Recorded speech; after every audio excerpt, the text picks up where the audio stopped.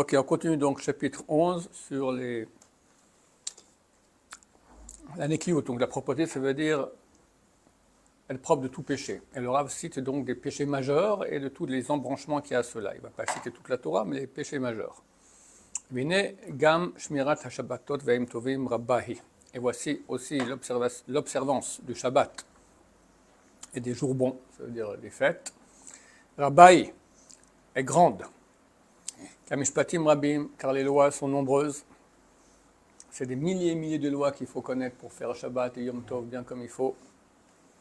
Et comme ça ils ont dit, donc c'est ça d'Israël dans le Talmud, Hilcheta Rabbati le Shabta. Une grande halakha pour Shabbat. C'est à propos du fait de vérifier les poches avant Shabbat.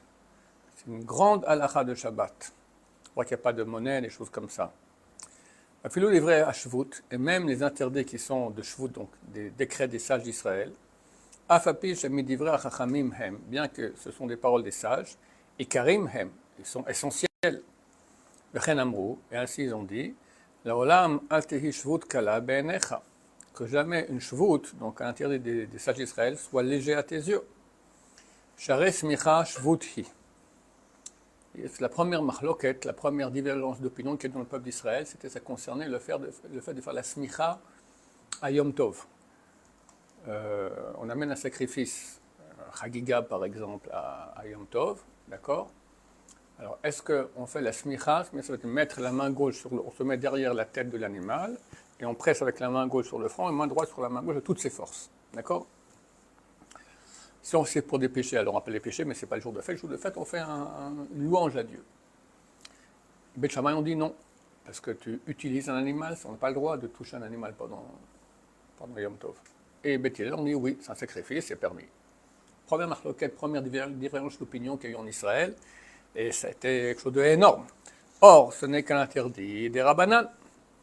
Donc, la Gemara Laban au Chagiga est dit que jamais à tes yeux soit léger un interdit des Rabbanan, des sages d'Israël, Share smicha shvuthi, car le smicha, donc le fait d'appuyer la main sur le front de la bête, c'est qu'un interdit des Rabbanan, Benechalkuba, Gdolé Ador, et ont une divergence d'opinion sous propos les grandes de la génération. Shammai et Hillel, c'est des monstres de Torah, d'accord? Veulam, cependant, Praté Adinim, les Machloktam, Mevoarim, Hem, et la Poskim, et Sifrem. Les détails de ces lois, avec toutes leurs divergences d'opinion, sont expliqués dans les décisionnaires et leurs livres. Les Kulam Shavim, Lechovatenu, et tous sont égaux dans l'obligation que nous avons de les faire, la Zerut, Amistarech, et l'attention qu'on doit, nécessaire pour faire attention à eux. Umash Kaché El Hamon Shmirato, ou Ashvita Mina Esek. Et ce qui est dur pour la multitude des personnes, c'est le fait d'arrêter de s'occuper de leurs affaires. Umidaber Bemasam Matanam, et de parler de leurs affaires. Je crois que c'est l'interdit le plus transgressé Shabbat. Plus que Mouktsé, plus que Borer, que beaucoup de gens transgressent Borer, Mouktsé, c'est le fait de parler à Shabbat de choses interdites. La loi, elle est très simple. Qu'est-ce que c'est? C'est qu'on n'a pas le droit de parler Shabbat de choses qu'on n'a pas le droit de faire, si ça concerne le futur. D'accord? Tu dis, hier, j'ai pris l'avion pour Paris, ça ne dérange personne. Demain, je prends l'avion pour Paris, c'est interdit. Et le vrai piège, c'est lorsqu'on invite des gens, et ta femme a fait un bon plat, et la madame invitée qui est polie dit « Oh, c'est délicieux, comment vous faites ?» Et commence à expliquer. Vous coupez les oignons en petits morceaux, c'est interdit de faire ça Shabbat. Après, vous le faites revenir dans l'huile, c'est encore interdit. Après, vous broyez du pois, c'est encore interdit. D'accord, par tous les interdits qui est possible, imaginable de faire. Et ça concerne le futur. Bien qu'elle a fait dans le passé. Mais pourquoi la dame, elle veut écouter ça? Parce qu'elle est intéressée à savoir comment on fait dans le futur. Et ce n'est pas interdit des Rabbanan. C'est beaucoup plus grave. Alors, Shimon Zaman Auerbach disait, parler une chose comme ça, c'est beaucoup plus grave que tenir dans sa main un billet de 100 euros. Parce que tenir dans sa main un billet de 100 euros, que ça les gens, ah, la histoire, d'accord, et tout le monde va hurler, d'accord, c'est un interdit des Rabbanan, Mouktsé. Alors que cet interdit-là de parler des paroles interdites pendant Shabbat, ça vient du prophète, on va voir le verset tout de suite. Voulam, haïsur azem, ovar b'divrei hanavi. Néanmoins, cet interdit est écrit dans les paroles du prophète. Vechibato masod rachacha, tu l'honoras de faire, d'avoir tes voies habituelles de chol pendant Shabbat. Mimso chefsecha, de trouver tes affaires. Ça, c'est donc d'aller s'occuper de ses affaires, Vedaber d'avar, et de parler des choses interdites.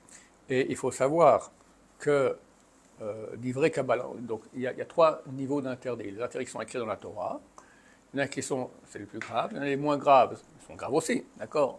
Les interdits des Rabbanan, et entre les deux, c'est d'ivrei Kabbalah. D'ivrei Kabbalah, c'est des paroles du prophète. C'est pas écrit dans la Torah, les Chamisha Chumshe Torah, c'est pas écrit, c'est pas des décrets des sages d'Israël, c'est écrit dans le prophète. Là, c'est une parole du prophète Yeshayahu, d'accord? C'est écrit dans le Shulchan Aruch, à la fin du Shulchan Aruch, dans les lois concernant Purim, que d'ivrei Kabbalah, que d'ivrei Torah. Les paroles de Kabbalah des prophètes, c'est comme des livrets Torah. Donc c'est grave, c'est beaucoup plus grave que, comme je l'ai dit, tenir un billet de 100 euros, c'est beaucoup moins grave que cela, et c'est très difficile. Parce qu'on a tendance à dire, demain je vais faire ci, je vais faire ça. Si c'est pour une mitzvah, et que ça va te renforcer pour la mitzvah, demain je vais acheter des tefilines de très bonne qualité, d'accord? Alors, il y en a qui autorisent. C'est pas non plus génial, mais on autorise pour se renforcer dans la mitzvah. Mais si... Et si devant on dit, c'est pas un projet, mais ça marche ou pas du tout? Une fois, je vais demander le roi David Yosef, c'est l'habitude de mon fils, il m'a dit, voilà, demain, je ne vais pas à Paris. Demain, je ne vais pas acheter des filines. Il raconte tout ce qu'il fait, mais en négatif. Il n'a pas su me répondre. Je pense que c'est une combine, c'est pas... Le but est de ne pas dire, point barre, voilà, d'accord. C'est quoi le but de là On veut que Shabbat, tu sois Shabbat, voilà, tout est terminé, il n'y a rien qui a à voir avec transgresser Shabbat. Donc on ne parle pas de ça, même de façon détournée. Il faut savoir que Shabbat est extrêmement grave.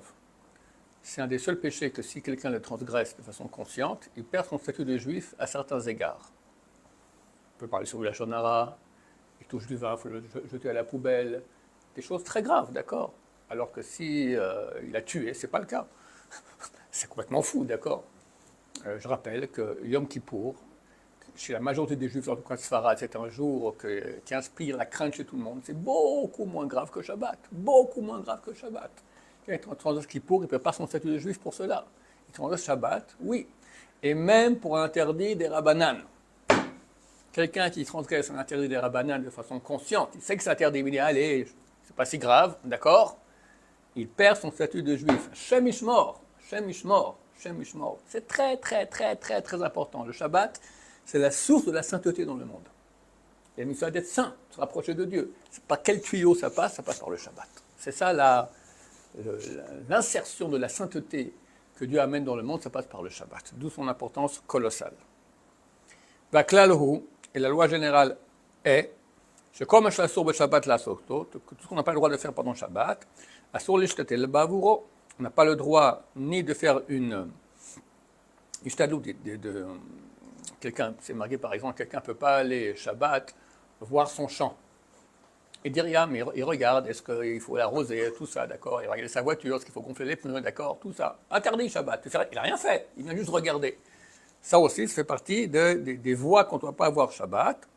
O l'azkiro befiv, ou le rappeler avec sa bouche. Demain, je dois gonfler les pneus de la voiture. Velachen, c'est pour cela. Asur l'a'in benechassav lirot matzarich lemachar, voilà ce que je viens de dire. On n'a pas le droit d'aller voir ses biens pour voir qu'est-ce qu'ils ont besoin demain, pour demain, qu'est-ce que je dois faire demain, voilà, dans mon champ, etc. Lui,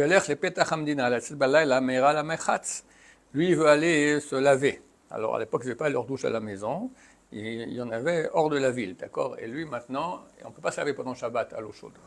Maintenant, lui, il veut, c'est Shabbat, c'est maintenant, là, il fait très très chaud, il veut prendre une bonne douche. Alors déjà, pendant Shabbat, il se rapproche de la sortie de la ville pour pouvoir sortir juste à Shabbat, d'accord? Vu que tu fais maintenant un mouvement qui en soi est permis, mais le but, il est interdit, c'est pour aller faire une chose interdite Shabbat, tu n'as pas le droit non plus de le faire. Tu restes chez toi, tu attends que Shabbat passe, et après, tu pars. Vassour Lomar, ils ont aussi interdit de dire, d'avoir ploné, c'est les machar, cette chose-là, je le ferai demain. Osora ploné, tekne les machar, ou demain, cette marchandise, je vais acheter. Vechen kol kayot, c'est basé, et toutes sortes de choses du même genre. C'est très facile de... Moi, j'ai dit ce Shabbat à mes enfants, j'ai dit, parce que évidemment, les femmes parlent plus que les hommes. Les hommes, d'accord? Alors, je dis, faites attention. Quand vous commencez à parler de choses qui ne sont pas Torah, il y a une petite lumière rouge qui s'allume dans votre tête. Je dis à une de mes filles, elle m'a dit, mais on ne peut pas, les filles, c'est comme on ne peut pas un Shabbat entier parler Torah. Nous, on peut les hommes, d'accord, mais les femmes, on ne peut pas. Elles sont entre sœurs, tout ça se raconte le monde entier. Pas faire que des kishrodishim de Torah, c'est pas normal, d'accord? Non, je n'ai pas dit de ne pas parler des paroles qui ne sont pas Torah, on a le droit.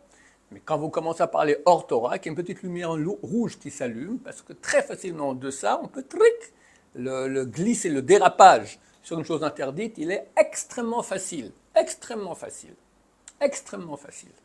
Donc faire attention à cela, c'est ça la sainteté même. Encore, Baruch Adonai, l'olam, amen, amen.